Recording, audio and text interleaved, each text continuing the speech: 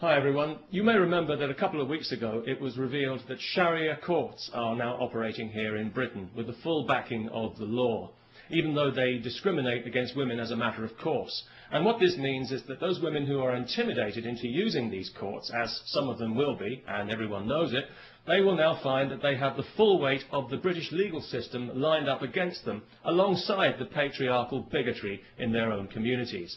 Those women who are cheated out of their just entitlement in these places, as some already have been, will find that they have no recourse to the real law to put things right.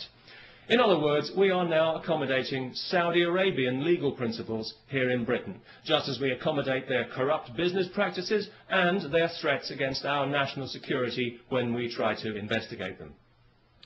If you live in Britain and if you think these courts are a bad idea, please sign the petition to which I've linked, asking that they be abolished and that this poison be removed from our society and that we revert to the rule of civilised law with equal rights for all, if that's not too much trouble. You know, over the last 11 years of this Labour government that we've had in Britain, the British people have seen their society subjected to social engineering on a massive scale by a misguided and arrogant liberal elite who, in their eagerness to fragment the fabric of our society, have actually succeeded in giving civilised values a bad name. Tolerance and diversity are good things on paper. I'm sure we'd all vote for tolerance and diversity, but in practice they've become a nightmare of doublethink and lies, where the most unreasonable people in society are encouraged at every turn to be even more unreasonable.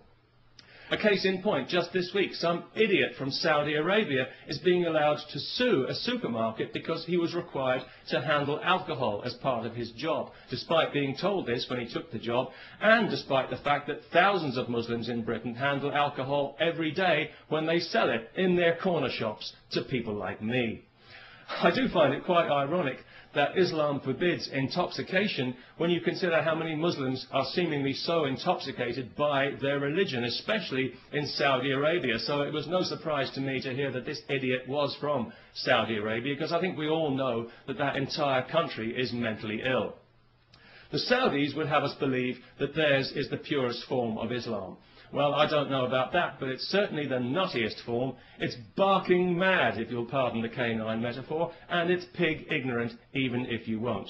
It's got to be just about the nastiest belief system on this faith-obsessed planet, and it's a cowardly one as well, enforced by cowardly men who are afraid of women and whose only language is ultimately violence. They're absolutely pathetic, and history is already laughing at them.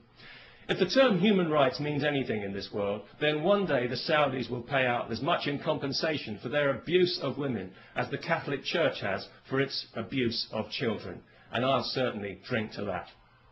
Because I was out earlier today, coincidentally, buying some beer, not because I enjoy beer particularly, but because I know it offends Islam. Although it didn't seem to bother the Muslim shopkeeper I bought it from, maybe he was just being polite. Anyway, as I was leaving the shop with my beer, two women happened to walk past wearing burqas.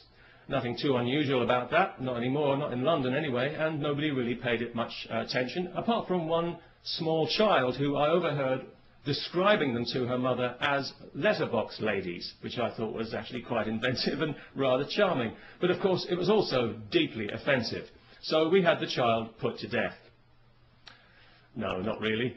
But it was lucky that neither of the women actually heard the offensive and insulting remark, because obviously each of them had her head encased in a cloth sack. So that was good, because it meant that the police didn't have to be called, no human rights people needed to get involved, and nobody required any financial compensation for hurt feelings, which I thought made a very pleasant change indeed. And of course, as a result, we didn't have to listen to any propaganda sound bites from some Islamist Saudi shill at the Muslim Council of Britain. So all in all, it worked out for the best. And it just goes to show that these things don't always have to end in tears. Peace, especially to everyone who remembers to sign the petition.